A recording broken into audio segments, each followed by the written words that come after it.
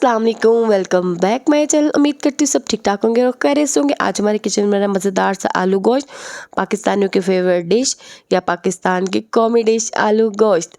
तो यहाँ हमारे पास है बीफ आधा किलो, उसके बाद 3 आलू हैं और टमाटर, प्याज एंड हरी मिर्चें, लहसुन, अदरक और घर के होममेड मसाले हैं। इससे आज हम बनाएंगे मज़ेदार सा आलू गोश्त। तो यहाँ हमारे पास है बीफ बड़े का गोश्त आधा किलो और 3 अदद आलू हैं। तो चलते हैं अब इसकी तैयारी की तरफ कि हम इसको कैसे बनाते हैं, और मुझे बताइएगा कमेंट बॉक्स में किस किस का फेवरेट है आलू गोश्त। और बीफ का आलू गोश्त तो वैसे बहुत मज़े का लगता है, बच्चे बड़े सब शौक से खाते हैं। यहाँ पर मैंने पैन में ऑयल डाले, जितना आप ज़रूरत है आप उतना ऑयल डाल सकते हैं, जितना आप रोज़ अपने सालन या खाने में डालते हैं। और यहाँ पर इसके अंदर हम अब डाल देंगे जो बीफ है। बीफ हमारे पास है आधा किलो, तो उसको हम डाल के अच्छे तरीके से इसमें करेंगे फ्राई ऑयल में। आप इसको पानी में डाल के, वैसे जो घर में हम लोग चढ़ा देते हैं ऐसे भी पकाया जा सकता है, लेकिन उससे ये होता है कि गोश्त की जो स्मेल वगैरह होती है या इसमें एक्स्ट्रा कोई प्योरिटीज़ या ब्लड वगैरह होता है वो साफ़ नहीं होता। तो आप इसको फ्राई करेंगे तो बहुत अच्छी सी एक स्मेल आएगी, इसमें जो एक्स्ट्रा स्मेल होगी गोश्त की वो भी ख़त्म हो जाएगी। तो आजकल थोड़ा मौसम ख़राब है तो तबीयत थोड़ी ठीक नहीं है, खांसी ज़ुकाम नज़ला सब हुआ है, तो इसलिए आवाज़ थोड़ी सी चेंज लग रही होगी। यहाँ पर अच्छे तरीके से हमने जो गोश्त है इसको फ्राई कर लेना है, इसकी शक्ल अच्छी तरह चेंज हो जाए। उसके बाद इसमें सब मसाले डालेंगे। यहाँ पर अच्छे तरीके से फ्राई हो गया था गोश्त, तो इसके लहसुन अदरक का पेस्ट भी डाल दिया है। और अब इसको अच्छे तरीके से फ्राई करने के बाद जो हमारे पास टमाटर और प्याज, हरी मिर्चें हमने चॉप की थी, हम इसके अंदर वो डालेंगे। और आपने इसी तरह इसको बनाना है, फ्राई करना, ताकि आपके गोश्त में जो खुशबूदार मज़ेदार से एक आलू गोश्त बनता है ना, देगी आलू गोश्त, वैसा बनेगा ये आलू गोश्त। तो आपने इसको इसी रेसिपी से ट्राई करना है और मुझे बताना है कि आपने इस रेसिपी से ट्राई करके कैसा बनाया है आलू गोश्त। तो मेरा ट्राइपॉड ज़रा वो गुम हो गया था, मिल नहीं रहा था, तो कैमरा इस वजह से बार बार हिल रहा है। तो ट्राइपॉड पे मैंने मोबाइल नहीं लगाया था, तो हाथ से पकड़ कर बड़ी मुश्किल से इसकी वीडियो बन रही थी। तो मैंने कहा चलें आप लोगों से शेयर कर देती हूँ आलू गोश्त की वीडियो। तो यहाँ पर अब हमारे जो गोश्त है अच्छे तरीके से फ्राई हो गया था, इसके अंदर बाकी जो मसाले हम वो डाल देंगे, प्याज, टमाटर और लहसुन, सब चीज़ें इसके अंदर अच्छे तरीके से डाल दी हैं। और यहाँ पर हमने जो टमाटर, हरी मिर्चें और प्याज, इन सबको मैंने चॉपर में अच्छे तरीके से चॉप कर लिया था।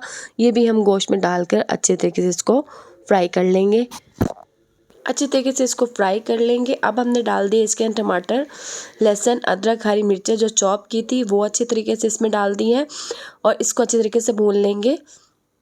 और बुनाई आपने, आपके मेन इंग्रेडिएंट्स आपके सालन का होता है, जिससे आपका जायका आता है, वो होता है सालन की बुनाई। अगर आप वो बहुत अच्छे तरीके से करते हैं तो आपका जो सालन है वो बहुत अच्छा और मज़ेदार बनता है और सब चीज़ें एक साथ यकजा हो जाती हैं और बहुत मज़े का लगता है। इसके अंदर अब हम डालेंगे सारे मसाले।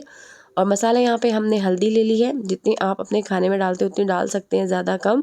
1 चम्मच यहाँ पे हल्दी, गरम मसाला, और इसके बाद हम डालेंगे इसमें दोबारा थोड़ा सा और गरम मसाला और धनिया और लाल मिर्च। लाल मिर्च आपने इसमें कश्मीरी लाल मिर्च डालनी है, ताकि इसका जो कलर है बहुत अच्छा सा आए, जैसे देग वालों का बनता है आलू गोश्त, बड़े हम शौक से खाते हैं वैसा। तो यहाँ पर मैंने इसके अंदर डाल दिया लाल मिर्च। आप अगर ज़्यादा तेज़ खाते थोड़ी और ज़्यादा डाल दें, अगर कम खाते हैं वो डाल दें। हस्बे ज़ायका नमक डाल दिया है। नमक आप जितना डालना चाहते हैं उतना अपने खाने में डाल सकते हैं। इसको अच्छे तरीके से, और यहाँ पे मैंने डाल दिया ज़ीरा, और ज़ीरे से जो खाने का जायका वो और भी ज़्यादा दोबाला हो जाता है और मज़े का हो जाता है। पता है, एक हाथ से मैंने मोबाइल पकड़ा हुआ था और एक हाथ से मैं इसको फ्राई कर रही थी, इसलिए मोबाइल बार बार हिल रहा है। तो इंशाल्लाह नेक्स्ट टाइम ट्राईपॉड पर ही इसकी वीडियो रिकॉर्ड करूँगी।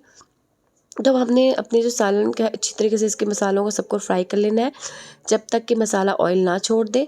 और यहाँ पे देखिए बहुत अच्छे सी एक स्मूथ सी पेस्ट शक्ल निकल के आई है। और अब मैं आपको दिखाती हूँ, मैंने यहाँ पर 10 मिनट के लिए, 5 मिनट के कुकर पे इसको गोश्त को गला लिया था, दम दे लिया था। तो अब ये देखिए मैं आपको दिखाती हूँ, यहाँ पर जो बोटी है वो बिल्कुल गल चुकी है। अब इसके अंदर हम डाल देंगे आलू। तो 90% हमारा जो गोश्त है डन हो चुका है। इसके अंदर डालेंगे आलू। आपने तकरीबन 10-8 मिनट तकरीबन कुकर को सीटी देकर अच्छे तरीके से इसको गला लेना है। सारे मसाले यकजान हो जाएंगे और इसके बाद हम इसमें डाल देंगे जो हमने आलू कट किए थे। आलू को अपनी मर्ज़ी से शेप में डाल सकते हैं, लेकिन जो मेन आलू गोश्त है वो इसी शेप से कटते हैं, थोड़े से मोटे आलू गोश्त। तो इसमें आलू जो थोड़े मोटे डलते हैं ताकि जो हमारे आलू गोश्त का जो टेस्ट है वो बहुत अच्छा है। बारीक आलू डाल के इतना कोई अच्छा ख़ास मतलब लुक अच्छी नहीं आती है।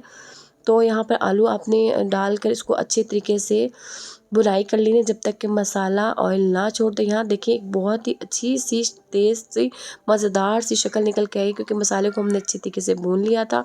आलूओं को मसाले ने ऑयल छोड़ दिया है।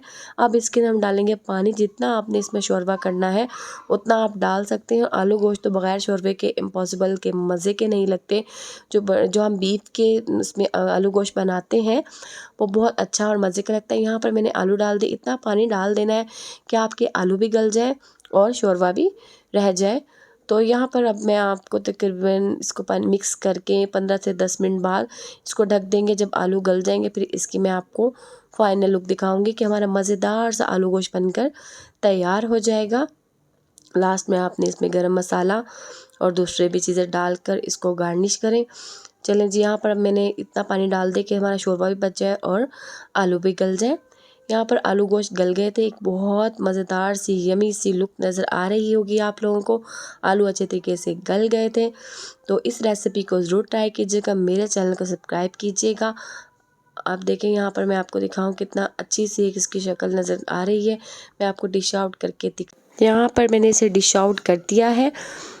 अगर आपको मेरा चैनल अच्छा लगा तो सब्सक्राइब कीजिए। अपना और अपनों का ख्याल रखिएगा। अल्लाह हाफिज़।